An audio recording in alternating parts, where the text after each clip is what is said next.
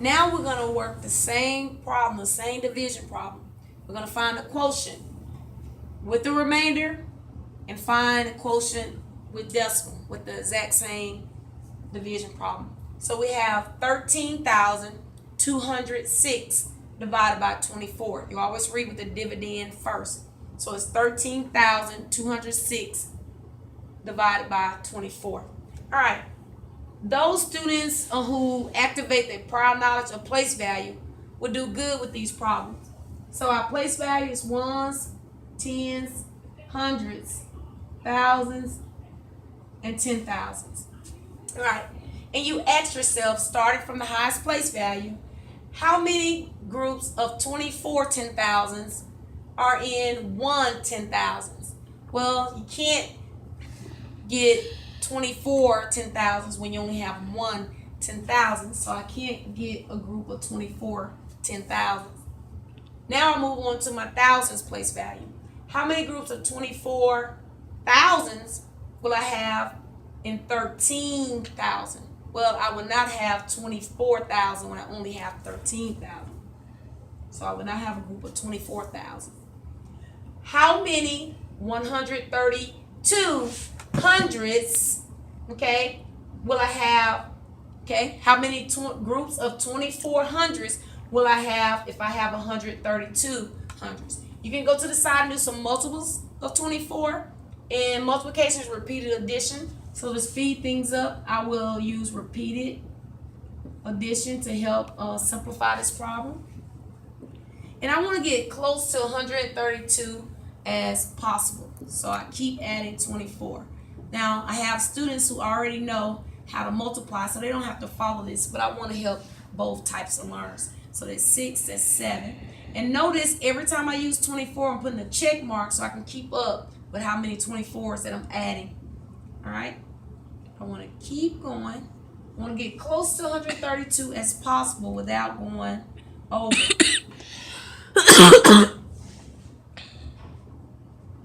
All right, I want to keep adding 24. And like I said, my higher learner students would not have to use repeated addition. They can just use multiplication skills. Now notice this. You adding this 24 put me over 132. Okay, it gave me 144. Adding another 24 gave me 168. Right? I do not want to go over 132. So I can eliminate the 24s. Okay? That put me over 132. All right? So how many 24s did it take to get me close to 132? 1, 2, 3, 4, 5. Higher level students could have simply did 24 times 5.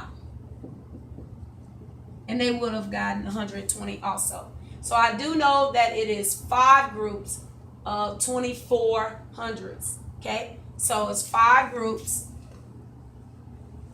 all right, of 24 hundreds when I have 132 hundreds. All right. So I have 12 hundreds left. So I just bring all my other digits down. Okay? My next digit, I'm sorry. I bring my next digit down, which is a 0. Which is definitely going to help us again. Okay? Because 24, we can also check division with multiplication. We can use that prior knowledge skill. 24 times what other factor would give me 120? Well, because we already repeated addition and we know did a multiplication sentence, we know 24 times 5, right, will give us 120. In this case, 120 tens. All right. You cannot stop here because we still have one more digit left in our number of 13,206. So we bring our last digit down, which is a 6. Can you get 24 groups of ones when you only have 6 ones? No, you cannot. So you still have to indicate no by placing a 0.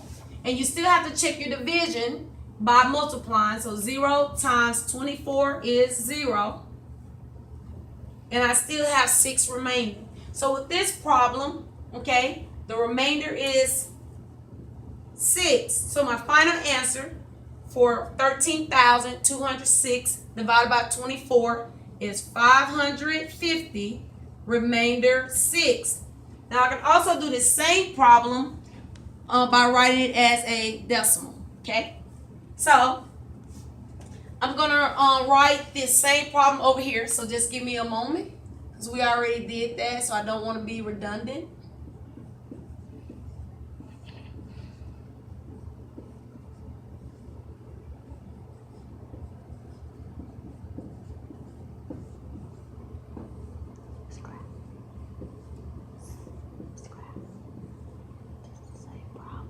Yes.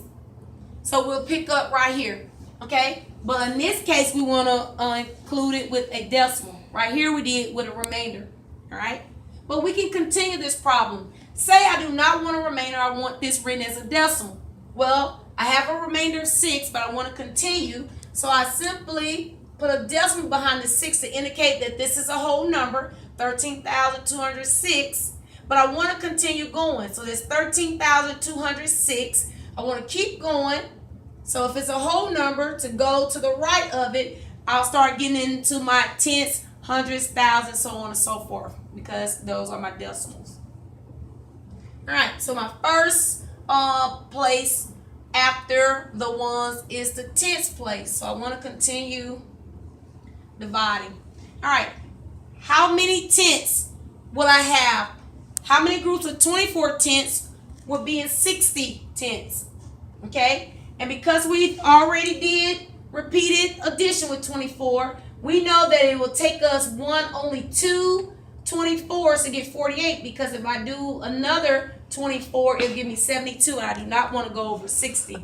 So I already know that 24 times 2, or 24 plus 24, is 48. All right, and 60 minus 48, I cannot take 8 ones when I don't have any, so I have to regroup from my tens. So that'll leave me with 5 tens, and I regroup. So I have 10, 1 10 in my ones place. So 10 minus 8 is 2, and 5 minus 4 is 1. All right, but I want to continue going. So I just annex another 0 until I no longer have a remainder. And again, we love 120 because we've seen that before. So we know 24 times 5 is 120. And as you can see, we have no remainder, which that's what we wanted, because we was writing this quotient as a decimal. And notice the final answer written as a decimal is 550 and 25 hundredths. I hope that helped.